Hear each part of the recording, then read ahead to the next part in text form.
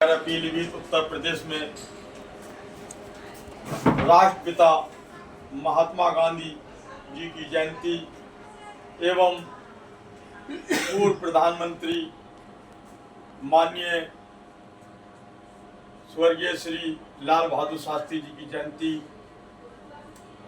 मनाए जा रही है, जिसमें आज संगठन के हमारे वरिष्ठ पदाधिकारी भाई संजीव वाल्मीकि राष्ट्रीय सचिव कार्यालय, गुड्डू वाल्मीकि राष्ट्रीय कार्य समिति के सदस्य, मुकेश वाल्मीकि प्रदेश सचिव महर्षि वाल्मीकि सेनाटल उत्तर प्रदेश, शेखर वाल्मीकि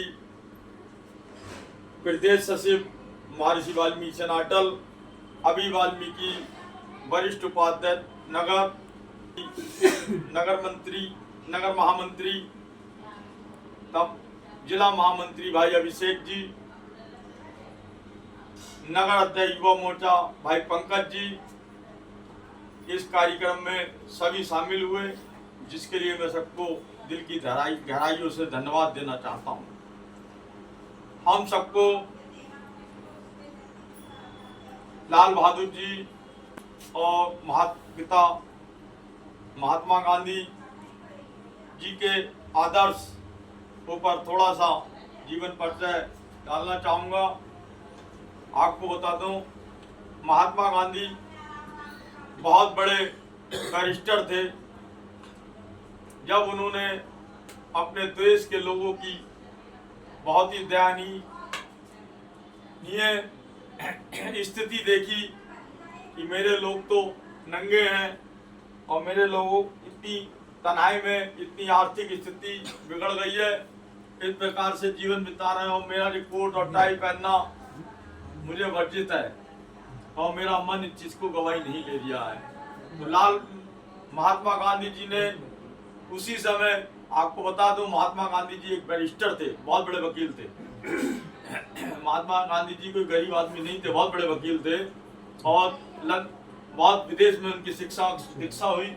अमेरिका में भी बहुत बड़े, अमेरिका जैसी और लंदन जैसे या ब्रिटेन जैसे देशों में उनकी हाई प्रोफाइल रही। उन्होंने आके भारत में जन आंदोलन करा अंग्रेजों के खिलाफ, लेकिन उनका आंदोलन जो था अहिंसा था, हिंसा नहीं था। उन्होंने हिंसा को अपनाया, हिंसा को नहीं अपनाया और एंड में हमारा देश महात्मा गांधी जी की वजह से और तमाम महापुरुषों की वजह से आज़ाद हुआ। जिस देश में आज हम आज़ादी की सांस ले रहे हैं, ये महात्मा गांधी जैसे लोगों की, सुभाष चंद्र बोस जैसे लोगों की, भगत सिंह जैसे लोगों की कुर्बानियों का नतीजा है कि आज हम इस देश में आज़ादी की सांस ले रहे हैं और अपने हक अधिकार की बात कहने की हमें जज्बा है। तो हम लोगों को भी अपने समाज से जो भी बुराइयां हैं उनको अहिंसा से मिटाने का प्रयास करना है। समाज में महत्वपूर्ण चीज है, हम अपने समाज को शिक्षा देने का काम करें और रोजगार पर उनके लिए संघर्ष करें। आज हमारे समाज का सर्वाधिक शोषण अगर किसी जगह हो रहा है तो वो सफाई कर्मचारी के पेशे में हो रहा है। तो हम सबको इन मूलभूत समस्याओं के लिए एक होकर लड़ना पड़ेगा, चर्चा करना पड़ेगी। और हम लोगों को क्या पास में मोबाइल है, हम लोगों को देखना चाहिए। आज पूरी दुनिया आपके हाथ में है, आपको दुनिया तलाशने की आवश्यकता नहीं है। साइंस इतनी तेजी से तरक्की कर चुका है। आप देखिएगा कि भाई एक सफाई कर्मचारी का प्रतिदिन का वेतन क्या है, तो कम से कम हम नहीं बोल सकते हैं तो कम से कम कलम तो चला ही सकते हैं। हम उस कलम का इस्तेमाल करें, शासन प्रशासन और सरकार को बताने का काम करें कि इनका वेतन 422 हुए 87 पैसे प्रतिदिन का है और ठेकेदार इनको मात्र 6,000 और 7,000 रुपये दे दिया। जिस शासन में बताएं ऐसे लोगों को की लड़ाई लड़ें। जो अपने हक अधिकार की बात करते हैं उन्हें काम पैसा हटा दिया जाता है। ऐसे लोगों को इकट्ठा करें, उनकी शिकायत जिस ठेकेदार द्वारा हटाया गया है उसकी शिकायत श्रम आयुक्त में करें, श्रम विभाग में करें, ऊपर करें कि आपने किसी के घर पे एकदम आर्थिक बोझ कैसे डाल दिया।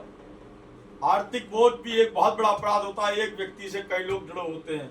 अगर हम किसी का रोजगार छीन लेंगे एकदम, उसके घर पे आर्थिक बोझ पड़ जाएगा एकदम, वो बहुत बड़ा अपराध होगा।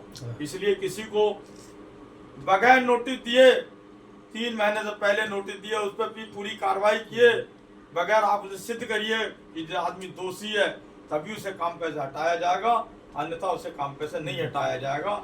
ये सब चीजें हमारे लोगों की जिम्मेदारी है।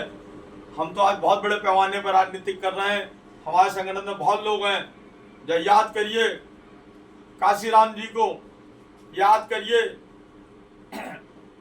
सुभाष चंद्र जी के लिए, याद करिए डॉक्टर भीमराव अंबेडकर के लिए, याद करिए माननीय मुलायम सिंह यादव के लिए, जिन्होंने साइकिल से समाज में प्रचार करा, समाज के लोगों को इकट्ठा करा, दरियों पे बैठ के रोटी खाई, समाज के लोगों को बताया कि तुम्हारे साथ ये अत्याचार हो रहा है, तुम्हारा हिस्सा अन्य कोई खा रहा है, इसके लिए जागो, उठो और संघर्ष के लिए मेरे साथ जुड़ो। मैं भी अपने सभी लोगों से निवेदन करता हूं कि समाज में जो नीतियां हैं, देखिए चाटुकार बहुत है, समाज के क्रांतिकारी लोग बहुत कम है, तो जहां भी बैठो बस समाज की बात बताओ कि समाज में ये शोषण हो रहा है, समाज में ये अत्याचार हो रहा है, इस अत्याचार को रोका जाए। चलिए किसी कारण बस ठेका सफाई कर्मचारी नहीं उठा पा रहे हैं, जो लोग युवा पीढ़ी है जो नगर पालिका में नहीं लगे हुए हैं, सफाई काम में नहीं लगे हुए हैं, वो तो कम से कम एक प्लेटफार्म पे आके अपने समाज की बात को रखे, सबूत कलेक्ट करिए, धोखे से वीडियो बनाइए, उन्हें पता भी ना करे चले कर्मचारी को, क्योंकि अगर कर्मचारी से आप पूछेंगे, कर्मचारी इतना डरा हुआ है, इतना दहशत में रहता है कि वो अपनी डर के मारे कि अगर मैं इन्हें कोई सही बात बता दूंगा तो मैं अगले दिन काम पे से निकाल दिया जाऊंगा, इसलिए वो अपनी सही बात नहीं बताता है। वो डरता है कि आप उससे पूछिए कि आपका ईपीएफ जमा हुआ, आपके खाते में इस बार कितना वेतन आया, कितने दिन का वेतन आया, इस तरीके की वीडियो कलेक्ट कीजिए शासन प्रशासन को दिखाने के लिए। अब शासन प्रशासन को जब आप दिखाएंगे तो पता लगेगा कि उसका नाम ये देखिए हमारे समाज के साथ क्या शोषण हो गया है। तो जब तक हम सबूत इकट्ठे नहीं करेंगे, हम कहाँ मारे जाते हैं, हम एविडेंस पे तो मारे जाते हैं, हमारे पास कोई एविडेंस नहीं होता है। पार्टी लिखने जो लोग हट जाते हैं, मैं उनसे भी कहता हूँ यार लिख के दो कि तुम्हारे वेतन, तुम्हारे खाते में कितना वेतन आया, अपने वेतन का स्टेटमेंट निकाल के दे दो। अब तो तुम काम पैसा निकाल दिए गए हो, अब क्यों डर रहे हो? वो तब भी नहीं देते हैं डर के मारे कि उन्हें एक उम्मीद रहती है यार कल फिर लग जाएंगे हम काम पे, इस उम्मीद में हम विरोध नहीं करें। तो कम से कम हम जब तक एविडेंस इकट्ठे नहीं करेंगे, सबूत इकट्ठे नहीं करेंगे, तो हम शासन प्रशासन को क्या दिखाएंगे? ये दिखाओ कि एक हल्के में 9 कर्मचारी 10 कर्मचारी हैं और काम केवल 2 कर्मचारी कर रहे हैं। जहाँ काम 10 कर्मचारियों का वहाँ कर्मचारी 1 काम कर रहा है। तो हमें भी महात्मा गांधी जी से सीखना चाहिए। और सबसे पहले हम जिस जाति, जिस धर्म में पैदा हुए हैं, जिस वर्ग में पैदा हुए हैं, हमें उस वर्ग की बात सबसे पहले रखना चाहिए। हम दुनिया की राजनीति करते फिरे और हम अपने समाज की बात ना करें तो व्यर्थ है, हमारी राजनीतिक व्यर्थ है। सबसे पहले हमें बात अपने वर्ग की करना चाहिए, जिस वर्ग के बीच में हम रहते हैं। हमारे वर्ग के साथ कहाँ उत्पीड़न हो रहा है, कहाँ हमारे साथ में हमारे लोगों के संग में उत्पीड़न हो रहा है। हमारे लोग बेवजह पकड़ जाते हैं। हमारे लोगों का कोई भी एक आदमी थाने दरबार में ऐसे बात कहने वाला नहीं है कि भाई बेवजह क्यों पकड़ रहा है इस आदमी के लिए, क्यों? क्योंकि हमारे समाज में लोगों ने बांटना चालू कर दिया है। और बांट कौन लोग रहे? जो समाज की दलाली करना चाहते हैं, वो राजनीतिक पार्टियों को दिखाना चाहते हैं कि हमारे संग में इतने लोग हैं। वो समाज के, कभी आपने उन लोगों को समाज के लिए कहीं लड़ते हुए देखा? समाज के लिए कहीं कोई आंदोलन करते हो देखा? समाज के लिए कहीं कोई चिट्ठी भेजते हो देखा? अगर भेजी हो तो मुझे बताएं, कहाँ उन्होंने समाज के हित में चिट्ठी भेजी, कहाँ उन्होंने समाज के लिए काम करा? वो केवल समाज का शोषण करना है। समाज का शोषण ही उनका मेन उद्देश्य है, और वो शोषण इसलिए कर रहे हैं कि उनकी राजनीतिक रोटियां सिकती ना है। लाल बहादुर शास्त्री जी ने नारा दिया था, जय किसान, जय जवान, जय मजदूर। तो हमारा वर्ग जो है वो आज एक मजदूर है। हमारे लोगों पर सरकारी नौकरियां खत्म हो चुकी हैं लगभग। हमारा वर्ग कति निचले पायदान पे है। हमारा वर्ग आज शिक्षा से कति पीछे आ गया। क्या आपने आज देखिए हमारे कितने बच्चे हमारे समाज के स्कूल जाने हैं, क्योंकि प्राइवेट स्कूलों की फीस बहुत ज्यादा महंगी है, और सरकारी स्कूलों का क्या हाल है वो कहने की आवश्यकता नहीं है। कोई भी आदमी जल्दी सरकारी स्कूलों में अपने बच्चे पढ़ाना नहीं चाहता है। कोई भी आदमी जल्दी सरकारी हॉस्पिटलों में इलाज नहीं कराना चाहता। क्यों? उसे डर लगा रहता है कि यार मैं अपने किसी को भर्ती कराऊंगा, वो मर जाएगा, दवाई नहीं मिलेगी इसे समय से। प्राइवेट स्कूलों में ही मालूम है कि शिक्षा उपचार तो मिलती नहीं है, वहां रोटी थलिया बसती रहती, रोटी का साधन चलता रहता है। वहां के मास्टरनी अपने मन मार रहे हैं। तो ये सब चीजें मालूम है, शासन प्रशासन को मालूम है। शासन ने क्यों नीति ली कि भाई स्कूल बंद करो, आगे स्कूल मर्ज करो? क्यों? हरामखोरी हो रही थी, सरकार को मालूम थी कि हरामखोरी कहीं ना कहीं चल रही है। तो उसका नाम क्या, मेरा आप लोगों सभी से निवेदन है कि हम लोगों को आज लाल बहादुर जी के और महात्मा गांधी जी के जीवन पर अपने मोबाइल पे पढ़ें जाके, और इनके आदर्शों को अपनाएं, और आगे इनके स्मरण करते हुए हमें समाज सेवा में अपना योगदान दें। अगर वास्तविकता में आप समाज सेवा करना चाहते हैं तब, और खाली आप फोटो खिंचाना चाहते हैं तो कोई बात नहीं, ये समझ लीजिए। अगर आपके मन में जज्बा है कि यार हम भी बराबर की रोटी खाएं, बराबर का हमें भी हक अधिकार मिले, बराबर से हम भी रहें, तो उसके लिए संघर्ष तो करना पड़ेगा। किसान को फसल तभी मिलती है जब वो खेत में धरती का सीना फाड़ता है, तब उसे फसल उसके हाथ में आ पाती है। तो हमें भी जब भी फसल मिलेगी जब हम अपने समाज के लिए लड़ेंगे, सड़कों पर उतरेंगे, समाज की बात कहेंगे अपने तरीके से। मेरा और भी सब लोगों को निवेदन है कि जब भी कहीं बुलाया जाया करे, तो हम लोग जब भी थाने दरबार में बुलाया जाया करे, सब काम छोड़कर जब भी लोग हमेशा थाने दरबार में तुरंत के तुरंत हाजिर हुआ करें। इससे समाज की और संगठन की ताकत की बढ़ेगी। हमारे चाहे कितने जरूरी काम हो, अगर हम कहीं नौकर भी हैं या कहीं भी हैं तो उससे कहते हैं भाई साहब आधे घंटे के लिए घर पर बहुत जरूरी काम है, या बाद आ जाऊँ। मेरी बात समझे? हमारी मोटरसाइकिल तो सभी के पास है ऑलरेडी लगभग। कैलाश भैया ना हो तो आ जाओ।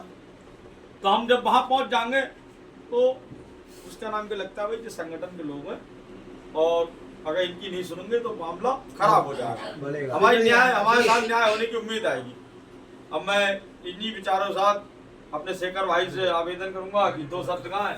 चलो मुकेश भाई से निवेदन करता हूँ, भाई आप चलिए। आज का आप सभी लोग इन पर महर्षि वाल्मीकि सेना के कैंप कार्यालय पे आए, सबने आज बड़ा उत्साह पूर्वक और बड़ा हर्षोल्लास के साथ